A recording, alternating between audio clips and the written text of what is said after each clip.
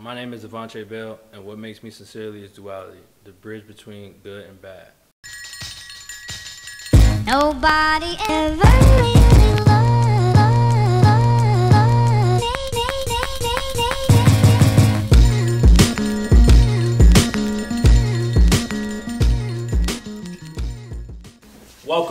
Welcome. Sincerely Richard, another webisode featuring Devanchey Bell with Good Sinners. What's cracking, man? How you feeling? How you feeling, man? Appreciate you coming through, bro. Great. Yeah. So let's take it right off. You know what I'm saying?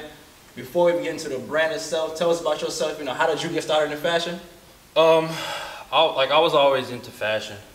Growing up, just being from the neighborhood I was in, then going to grammar school and just seeing like everybody from the neighborhood in school and like how everybody took like fashion and dressing differently, like serious. Like if you didn't have like the latest shoes, you get laughed at probably. Or like if you wearing something that was like a year old, then you probably get laughed at. So I always tried to keep up, but then it got to the point where like, I wanted, instead of like keeping up, I wanted to like be ahead of everybody else. So I took it to a different level. In high school, I decided to because I always wanted to create a clothing brand, but I just didn't have the time to do it. Right. Yeah. So I decided to just experiment a little bit in high school, but I didn't ever show anybody. It was just personal. I got it on my computer now, looking at them laughing yesterday. And I went to college, played basketball for a year, then I decided like I didn't want to do it anymore. So, and I was young, so I'm like, why not like just do it now? So I decided to like get into it and just start making clothes. And I started in my backyard, just doing stuff. Just, you know what I'm saying? Like, you just got to jump into it if you never did it before. Just jump into it. And I started getting, like, responses. I literally used to, like, dish off T-shirts to people in the neighborhood, just, like, literally out of my house, just trying to, like, get it started. And now I'm here, so it's going pretty well so far.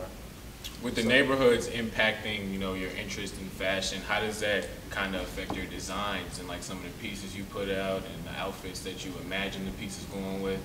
Yeah, so most of the times, so like just inner city culture always like influences everything I do, because I always like look at something. First, I always try to put outfits in my head. At the same time, I also try to like style people that's like it's really not stylish, but like I try to style them in my head. Like I was like, man, this outfit would look better if he just like that shirt was like one size bigger, or like if the pants was like like a little cuffed at the bottom or something. So I always do that. It goes over into my clothes, because at the same time I like to give my clothes like a spin. So like I like make a shirt that's washed out or made vintage purposely just to get the look, because like I want a vintage shirt, but like I just don't like everybody's clothes but being in like a shirt. I don't like going to thrift stores and stuff, because I'm lazy. So I just give my own like spin to it and like try to do what they did and just like create it in my way. So I just give it like a good spin to it. So, yeah. Okay. So vintage clothes, you mentioned that a little bit. So personally, I love these shirts right here. These 3 new washes that's coming in. I think you actually have 4. Yeah, 4 right now. I'm getting some hoodies as well. Just all in the works to be done by like next week. So what's the vision behind these? Like, what sparked this this new season of the Good Sinners? Well, with the washes, so I did a wash. I was in LA and I did a wash. It was similar to this, but I was just experimenting, and I did it, and it had like an open seam going down the middle. And the response was great on it, and I was like, well, I was just really just messing around, just trying to see like what it looked cool, just making some stuff like day of. And I'm like, all right, maybe I can get deeper into it. So I didn't want to do like really tailored garments this time. I just really want to do T-shirts, because I mean nowadays like this what people wear a lot of, just like a lot of shirts. And I wanted to do it like just the unique spin on it, and the font more like a spray painted font kind of. It's like really deep and thorough if you pay attention to it, because a long time ago, this was like my first font I ever made in high school. It was like a spray painted like little font with actual spray paint, but I washed it and it like destroyed. So I decided to like remake that with my graphic designer, and I did. And I decided to just do something unique this time, different compared to the last time. So yeah. Okay. Decent. So a lot of your clothing is unisex? Yeah, most of it is unisex. We also, actually this fall we got some things coming out specifically for women as well, so just be on the lookout for that as well. Do you enjoy working with women more than men more than women? How does that work for you? I enjoy working with both, but probably men more just because like men are more like closed-minded most of the time. Like some men, like I can't wear that because I just don't look nice in it. But like they don't know. Then once you try something new, you realize like, oh, it actually looks cool. Yeah. I used to style a lot with. I used to work for this brand called All Saints. You ever heard of it before? Oh yeah. Yeah, I used to work there. That's when I like started retail hard like 2 years ago and a year ago. I don't remember. But I used to style a lot of men. They used to come in and they didn't know. They were like, all right, like what looks cool? Like put me in something. I was like, try this. Like I don't think so. Then they try it on and it looked cool. Wives come up, think they look better. And I'm like, all right, man, this is what you do.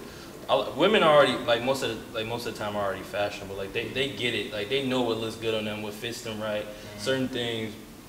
And sometimes you don't want to get into it. Like I'm not really trying to like get into certain insecurities with people too. So I just try to make people happy and whatever they think fits well and looks good. Yeah. So you styled with All Saints, you said. So yeah, I did. Yeah. What? How much of an effect has that experience had on your brand? It was cool. It was cool because you get to see it from like the company is vertically integrated, so you can see it from like what people are doing in PR all the way to what people are doing in Miami to what they're doing into like Georgetown. Like you see how all the trends are happening and like where the most traffic is going, and you get to see like what people are going to wear like a season before. So it keeps you upbeat, and plus you get to style like some cool, like I got to style like Joe Madden for the and like Matt Forte, like just people that come in that just want to like shop and just be, so yeah. What was your most fun experience as far as like who you got to style? I think styling like Joe Madden twice. He he's Cubs coach, but at the same time he's like one of the most fashionable people I know of. Because he comes in, he's like he just picks whatever he wants and be like, I like that, I like that, I like that, I don't like that. Just try it on, like crazy things, like leather blazers, like he's doing, it'd be crazy, but at the same time he got his own fashion sense. And like something in his head is like, all right, this looks cool. So I just go with it. You can't really like style people that got like style because they know straight off, like they're not open. He's like, no, I want this. Come in and get flannels, distressed jeans, like he does it all. It's crazy. And he's like older, so it's funny. Yeah. So what's the meaning behind the name? Like how'd you get to the name Good Sinners? I started with the name because I'm from I'm from like one of the worst neighborhoods in Chicago. Like I was born in Inglewood, then I moved to West Garfield Park, then I moved to West Humboldt Park.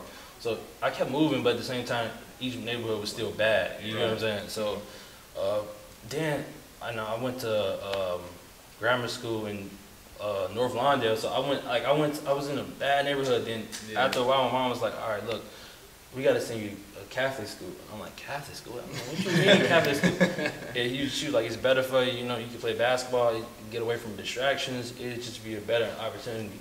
And I was like, okay, and I was mad at first. I wanted to go to neighborhood school, or like all my friends went there. So then just took me from there, this neighborhood, and went all the way back to the north side where Gordon Tech is, and just Catholic school, and when people can just like leave their phones like on unattended for like hours, and I'm like, what is going on? Like, but then at the same time, like the first year, I was like, man, I want to leave, man. I don't like it because it's just so different. Then my mom was like, no, you staying. I'm like, all right, cool. So I stayed, and I'm like, wow, like life is so different on this side compared to what it is. So I'm literally like going to school and playing basketball like all day. Then at night, I'm coming back to like one of the worst neighborhoods in Chicago, and like things different. Like you gotta roll your windows up. You gotta go straight to the house. Like you can't like. But then when I'm up north, I'm walking around doing things I never. Skipping, walking to McDonald's and stuff. But a lot of different things changed. So I was like, man, it's like good sinners. So it's like I'm just drawing from both sides. Like what people perceive as bad, which is the hood. Like it's not really as bad because there's good people there. Like me, I think I'm a good person. There's good people there, but people just like to put everybody in a box. And the good, which is from like the Wrigleyville, like nice, big houses, but at the same time, there's some bad nose people too, you know what I'm saying? People don't really see both sides, so I just want to bring it together. But that's why I got the name. It's crazy. Well, we did a little bit of creeping through your Instagram, and we found some old pictures, some old designs, and we kind of want to know what's your thoughts behind it. What was your, what were you trying to do back then? So we'll show you guys in a little bit. But this shirt right here has some lean on it. You know, some Sprite. It's Sprite. So what was this about? So Ritchurd concert has happened around that time in Chicago. So I was like, at first, this was a while ago, but this I used to be into like pop fashion, like little like pop fashion, like quick stuff. Like it just was cool for the moment, like trendy fashion, fast fashion. Yeah, and I made like I personally dyed that shirt, and I like got like because it looked like dirty Sprite a little bit, and put a Sprite on it, and it was just funny because that's like that. I think what Ritchurd mixtape was that? Sprite. Yeah. That one, yeah. Next week, well, that's pretty new, but we have these hats. Yeah, those hats. These hats started a lot of things for me. I made these in my backyard too, but at the same time, I made those on some fun, just for fun. They went kind of viral. I got like a few people to wear them. It was featured like World Star Hip Hop. I got. Uzi fight. I got it. Oh yeah, that's funny. Yeah, it was crazy. Round 2 Hollywood. You remember? Yeah, I was on that blog. I got a bunch of bottles at Sean Kingston, like a bunch of people. Lil Twist. I'm trying to think. A lot of people.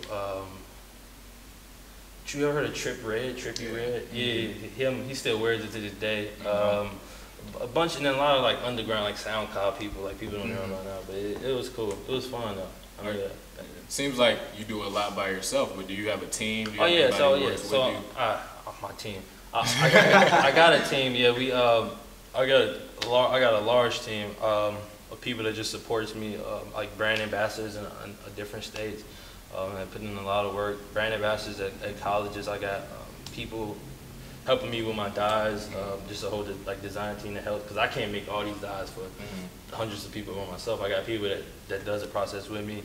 I got a photographer, Kenichi, Nick. I got models, Adriana, Chris. But I got a bunch of models, just the same faces. I try to keep the same faces in like most of the pictures, just so you can be familiar with him. And you think of this person, you think of the brand.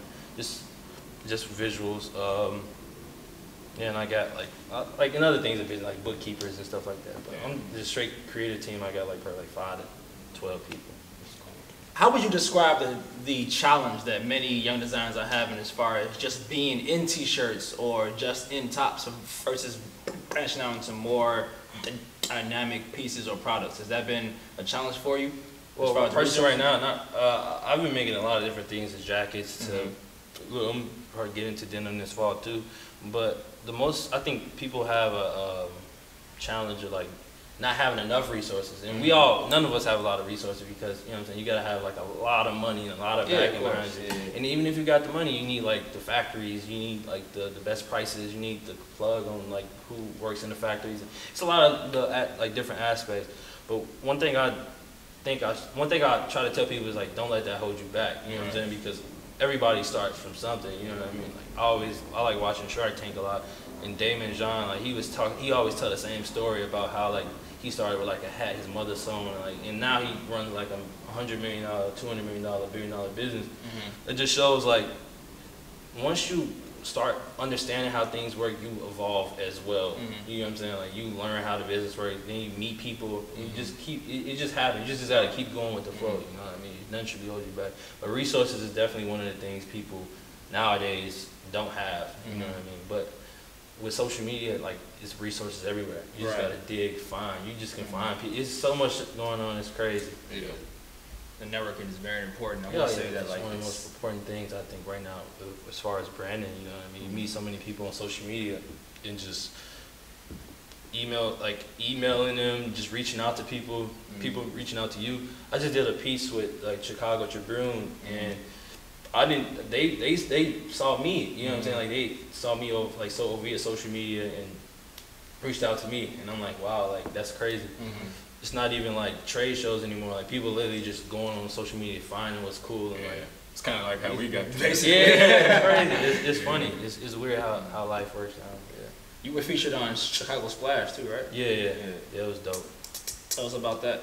Oh, they just hit me up saying like they wanted to just interview me about like one of the up and coming Chicago designers at the time, and I say yes because I feel like I am one of the most up and coming ones. At the same time, one of the best. Yeah. So there's just confidence. Hey, talk that talk, bro. Yeah, one of the best. But at the same time, I think like I got so many ideas to the point where like I can't like be irrelevant. So they hit me up. I wasn't gonna take it at first. I'm not gonna lie. I was gonna be like, I don't know, cause I'm not really. I'm all for like just like word of mouth, people to people interaction. I thought like the Chicago Splash would have just made me look, you know, like washed out a little bit. But I took it because I'm like, this is an opportunity. So I took it. They interviewed me. We did a photo shoot.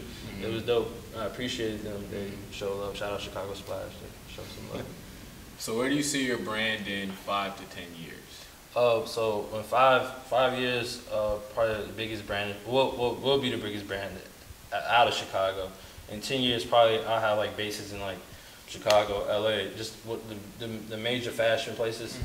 LA, you know, but I'm not really into New York like that, so I'll probably go like somewhere in Miami, Florida, wherever those people are. It's just branching out and just recruiting more people and just have a lot of people with the merchandise in the closet, just spreading the word. I want to branch into other things as well. Like I'm just not just fashion, just like not for profit. You know, building certain things in my neighborhoods. One of my goals within the next 2 years is to get an empty lot, like somewhere on the west side of Chicago, and like build a brand new like Rucker Park style like court. You know what I mean? Like a nice court. You know what I'm saying? A lot of people go to guns and stuff because they don't have anything to do. Like, you know what I'm saying? Like if you got like a lot of, if you can just hoop, you know what I'm saying? Things to pass the time. You know, I just remember when I was a kid when like we used to all just play basketball. You know, just pass the time, and we didn't have time to worry about who you know what I'm saying? We just hooping. So yeah, I'm trying to do that. I'm in the process of that right now. So, and the lots, they don't go for much right now because everybody's scared. But at the same time, we're not scared. I've been around it. And if you're just building something for the neighborhood, like people will appreciate you. Yeah, appreciate you more. Yeah. There's a respect factor there that's kind of has that kind of safe haven in itself. So. Yeah. So yeah, that's what I'm trying to do. I'm all about like, you know, just trying to think about what's next. You know what I'm saying? I want to take my clothes and do more, but I feel like it has an effect that can be long term, not just you know just in the fashion industry. I can like branch out and do other just off the name. But yeah, and also this winter I'm doing a coat drive and a food drive as well. So just trying to like do different things. You know, a lot of things 22-year-olds, 23-year-olds not doing. You know what I mean? So absolutely some sincere stuff. You got to, man. You got to. Cause I didn't. Like, since I met with you guys last time, I done seen some crazy stuff. Just, you know, man, people in need, and just like, man, I just been thinking, I'm like, man, I could just do more than what I'm doing, you know what I'm saying? I'm only doing 1% of the work I'm on earth to do, so I got to do the rest of it in my lifetime. Especially with all the disasters happening, and it's crazy, bro. It's sick. People are sick, you know? For real. But at the same time, it's some good people, so anybody, we all can do it, you know? Absolutely. We appreciate you coming out, bro. For sure, bro. Anytime, you know? It's always love. For sure, man. Every time, yeah. That wraps up this episode of Sincerely Richard. We're going to catch y'all next time. Thank you for checking us out. And if somebody ever